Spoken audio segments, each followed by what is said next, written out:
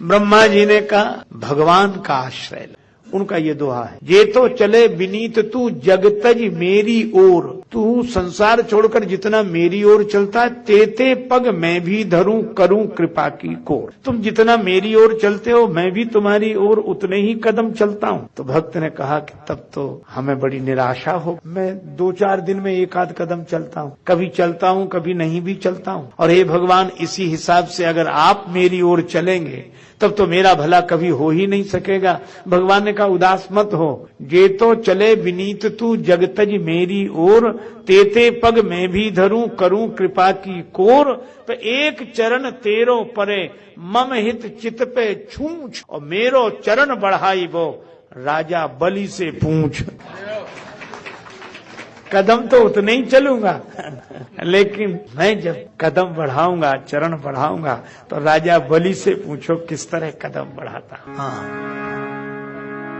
इसलिए कहा कि पुकारो, अब सब झंझट छोड़कर पुकारो, ये स्थान तय करने में ही समय नष्ट कर दो। कोई कहता भगवान को पुकारना है तो बैकुंठ चलो, कुछ लोग बोले नहीं आजकल वो क्षीर सागर में रहते। अब किसी ने पूछा कि इनमें गलत कौन बोल रहा है, सही कौन बोल रहा है। मुझे तो लगता है इनको गलत सही के ढंग से सोचना ही नहीं चाहिए। दोनों सही बोल रहे हैं और दोनों सही नहीं लग रहे हैं। अच्छा, जो कह रहा है कि बैकुंठ में है भगवान, वो ठीक कह रहा है, उसको और जगह मिले नहीं, उसे बैकुंठ में मिले तो कहेगा वहीं मिलेंगे, और जिसको क्षीर सागर में मिले उसे बैकुंठ में क्यों मिलेंगे, लगेंगे क्यों। तो सही तो बोल रहे हैं पर अपने ससीम सत्य को बोल रहे हैं। इनका सत्य जहाँ इन्हें अनुभव वहां तक ठीक भी बोल, लेकिन ठीक नहीं बोल रहे हैं। तो सार्वभौम सत्य क्या है? परमात्मा की प्राप्ति में सार्वभौम सत्य यह है कि जिन्हें वैकुंठ में मिला वे कहते वैकुंठ में ही है और जगह नहीं, जिन्हें क्षीर सागर में मिला वे कहते क्षीर सागर में ही है और जगह नहीं, और जिसे परमात्मा का अपरोक्ष अनुभव हुआ वो कहते हैं सब जगह है, इसलिए वैकुंठ में भी है, इसलिए क्षीर सागर में भी है। और जिसको परमात्मा की सर्वव्यापकता का बोध होगा वह किसी के विरोध में नहीं होगा। बोध और विरोध एक साथ रह नहीं सकते। एक गांव में आया हाथी, घंटी बजी, टन टन की आवाज हुई। संयोग की बात कि उस गांव में सभी अंधे रहते थे, अंधों का नगर था, पर अंधे देख नहीं सकते थे, सुन तो सकते थे। घंटियों की आवाज सुनी, दौड़े दौड़े आए, चिल्ला कर कहा क्या है क्या है। महावत बोला हाथी है। अंधे बोले हम देखना चाहते हैं। महावत ने कहा तुम्हारी आंख नहीं, देखोगे कैसे? कहा हाथ तो हैं, हाथों से देख। ठीक है, महावत ने हाथी बिठा दिया, अंधे टूट पड़े। किसी ने पांव पकड़ा, कुछ अंधों ने, कुछ ने पूंछ, कुछ ने कान, कुछ ने पीठ, किसी ने सूंड। देख लिया? हाँ देख लिया। हाथी लेकर महावत चला गया, अंधों में झगड़ा शुरू हो गया। और ये कहानी कहती क्या है कि झगड़ा जब होता है अंधों में ही होता है। अच्छा, झगड़े का कारण दृष्टिहीनता है। नियरे होए सूजत नहीं लानत ऐसी जिंद, और तुलसी या संसार को भयो मोतिया बिंद। तो ये मोतिया बिंद दूर कैसे हो? दवा लगाओ। कौन सी दवा? गुरुपद रज मृदु मंजुल अंजन, नयन अमीय दृग दोष विभंजन। तो झगड़ा होता ही अंधों में, और अंधत्व के कारण ही हुआ। अब कठिनाई यह हुई कि महावत तो हाथी लेकर गया, पर जितने अंधों ने हाथी का पांव पकड़ा था उन्होंने हाथी के बारे में धारणा बनाई कि हाथी गोल खंबे की तरह होता है। पूंछ पकड़ने वाले बोले गलत, पतली लाठी की तरह होता है, उसके आगे बाल होते हैं। पीठ पकड़ने वाले बोले नहीं, गोल चबूतरे की तरह होता है। सूंड पकड़ने वाले बोले खुरदुरे पेड़ की तरह, नीचे पतला ऊपर मोटा। कान पकड़ने वाले बोले अनाज साफ करने वाले सूप की तरह होता, छाजड़े की तरह होता। अच्छा, अब आप बताओ कौन आदमी इनमें सही बोल रहा है? कोई सही नहीं बोल रहा, लेकिन पीछे तो कौन गलत बोल रहा है? अच्छा, जिसके हाथ में जितना आया उसने उसी तरह की धारणा बना ली। अच्छा, आज जितनी भी समस्या है धारणा के कारण है, अपनी अपनी धारणा में जी रहे हैं, और इसीलिए एक समस्या हो गई। अब जितने पांव वाले थे जिन्होंने हाथी का पांव पकड़ा था वो पूंछ वालों से नहीं बोलते थे, पूंछ वालों ने पांव वालों से बोलना बंद कर दिया। सूंड वालों का अलग संप्रदाय बन गया, कान वालों का अलग, पीठ वालों का अलग, इतने दल बन गए।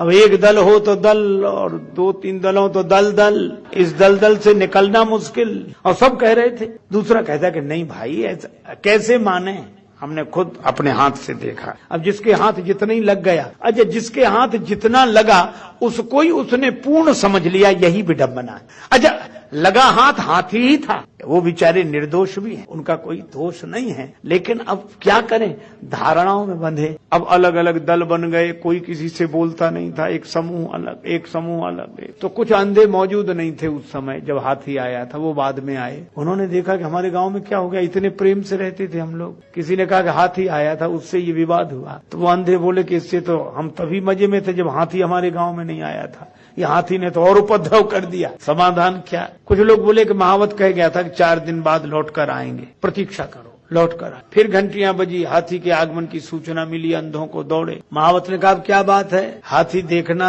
चाहते हो तो तुमने तो उसी दिन देख लिया था। अंधे बोले उसी देखने ने तो उपद्रव पैदा कर दिया, तो क्या बात है? एक ने कहा कि हाथी गोल खंबे की तरह होता है। महावत बोला हाँ वैसा भी है। पूंछ पकड़ने वाले बोले वो पतली लाठी की तरह नहीं होता जिसके आगे बाल लगे होंगे, वैसा भी है। पीठ पकड़ने वालों का गोल चबूतरे की तरह का, वैसा भी है। सूंड पकड़ने वालों ने कहा खुरदुरे पेड़ की तरह का, वैसा भी है। कान पकड़ने वालों ने कहा अनाज साफ करने वाले छाजड़ा सूप की तरह, बोले वैसा भी है। पीठ पकड़ने वाले बोले गोल चबूतरे की तरह। महावत बोला वैसा भी है। तो अंधे बोले क्या 10-12 हाथी लिए हो? महावत बोला हाथी तो एक ही है। तो एक ही अनेक जैसा क्यों लग रहा? महावत ने कहा इसका उत्तर हम तुम्हें नहीं दे सकेंगे, क्योंकि इसका उत्तर दिया नहीं जा सकता, इसे तो देखा ही जा सकता है। तो आंखों का इलाज कराओ तो तुम्हें अनेक में एक दिखने लगेगा।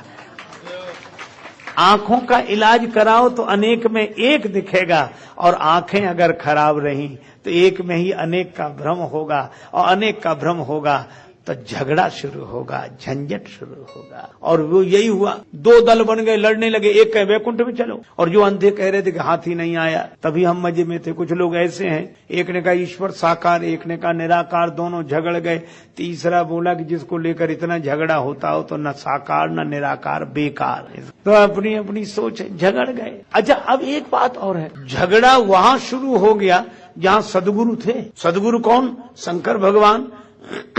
तुम त्रिभुवन गुरु वेद बखाना। पार्वती माता ने कहा कि हे देवादिदेव महादेव, आप थे तो भी झगड़ा होता रहा। सुना तो ये कि सदगुरु मिलने से झगड़ा खत्म हो गया, पर आप वहां थे झगड़ा शुरू हो गया। आपने कुछ क्यों नहीं कहा? उनको समझाते, कुछ बोलते। शंकर जी ने कहा कि ये झगड़ने वाले किसी की सुनते कहाँ? जब कोई अभिमान से जुड़ा हो तो किसी दूसरे की सुनता नहीं, बल्कि ऐसे में उन्हें रोको तो और जोश आता है। 2 आदमी झगड़ रहे हो, एक को रोक लो, फिर देखो पहले से ज्यादा जोश आएगा उससे। छोड़ दो छोड़ दो। एक आदमी तो बड़ा विचित्र था, उसने खुद दूसरे का हाथ पकड़ रखा था। बोले बस छोड़ दो, मुझे छोड़ दो। वो पकड़े ही नहीं था, और कहता नहीं छोड़ोगे तो तुम्हें नहीं छोड़ेंगे। शंकर जी कह रहे थे कि मैं प्रतीक्षा कर रहा था। क्या? बोले थोड़ा अभिमान का जोश ठंडा हो फिर मैं कुछ कहूँ। शंकर भगवान कहते हैं पार्वती हम वहाँ थे। पार्वती जी बोली तो फिर आपने क्यों नहीं कहा? शंकर जी बोले तुम यहाँ थे, आप तो यहाँ थे, तो हम वहाँ बोलते कैसे? वहाँ क्यों नहीं बोले?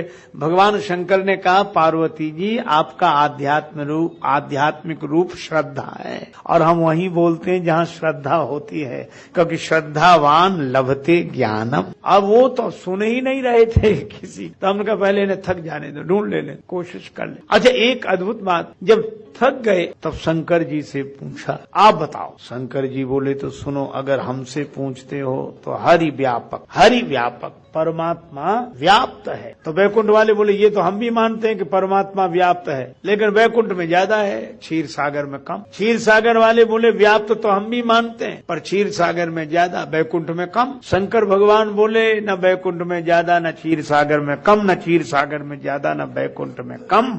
हरि व्यापक सर्वत्र समाना, सर्वत्र समान रूप से व्याप्त। तो मिले कैसे? प्रेम ते प्रकट हो ही मैं जाना। प्रेम से, कितना सुंदर संकेत। मुझे तो लगता है कि भक्ति विज्ञान है, पर हम भौतिक विज्ञान से तो परिचित हैं, भक्ति के विज्ञान से परिचित नहीं। ज्ञान और विज्ञान में एक ही अंतर मुझे लगता है, पता लग जाना ज्ञान है, पदार्थ का पता लग जाना ज्ञान है, और पदार्थ की प्राप्ति हो जाना विज्ञान है। तो भगवान का पता लग जाना ज्ञान है, और भगवान की प्राप्ति हो जाना विज्ञान। अच्छा विज्ञान वैसे भी, जैसे पता लग गया कि पानी में बिजली है, तो वैज्ञानिकों को पहले पता ही तो लगा होगा कि पानी में बिजली है। तो पता लग जाना ये ज्ञान है कि पानी में बिजली है, और पानी में से बिजली निकाल लेना, प्राप्त कर लेना, ये विज्ञान है। विज्ञान यही तो करता है। इसी तरह कण कण में भगवान है, मूर्ति में भगवान है, मंदिर में भगवान भगवान हैं, ये पता लग जाना ज्ञान है, लेकिन प्रेम के द्वारा उसे प्रकट कर लेना ये विज्ञान है। वैज्ञानिकों ने पानी में से बिजली पैदा की, हमारे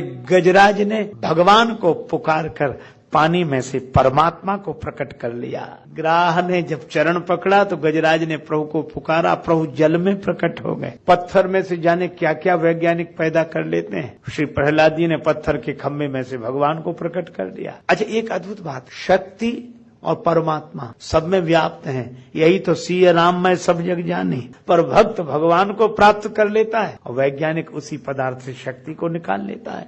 अच्छा, दोनों की जरूरत है। शांति के लिए भगवान चाहिए, सुविधा के लिए साधन चाहिए। अच्छा, साधन से सुख मिलता है और साधना से शांति मिलती, दोनों आवश्यक हैं। तो मैं आपसे चर्चा कर रहा था कि भक्ति विज्ञान, शंकर जी ने कहा प्रेम से प्रकट हो ही मैं जाना, प्रेम से प्रकट होते। बस, तो प्रेम कैसे हो? बोले पुकारो, पुकारते पुकारते प्रेम हो जाता है। प्रभु को नित्य पुकारते पुकारते आप देखते हैं जहां हम रहते रहते रहते मोह हो जाता है। इसीलिए हमारे संतों में एक वाक्य प्रचलित है, रमता जोगी बहता पानी, साधु चलता रहे तो निर्मल बना रहता है। तो एक महात्मा बड़े अद्भुत थे, वो घोषणा करते हुए जा रहे थे, जोर जोर से आवाज लगाते हुए जा रहे थे, कोई कब्र मिलेगी, कोई कब्र मिलेगी, कोई कब्र मिलेगी। तो एक सत्संगी सेठ जी थे, वो भी दरवाजे पे आके खड़े हो गए, बोले कोई मुर्दा मिलेगा, मुर्दा मिलेगा। तो महात्मा खड़े हो गए, बोले मुर्दा तो ये रहा। सेठ जी बोले चलो कब्र बताएं। वो अपने बड़े आलीशान मकान के पिछवाड़े एकांत में कोठरी थी, बिल्कुल निर्जन में कोठ। सेठ जी बोले ये रही कब्र। महात्मा बोले ठीक है तुम जाओ। उसके भीतर चले गए, किवाड़ बंद कर ले। सेठ जी ने कुछ नहीं पूछा, कौन हो?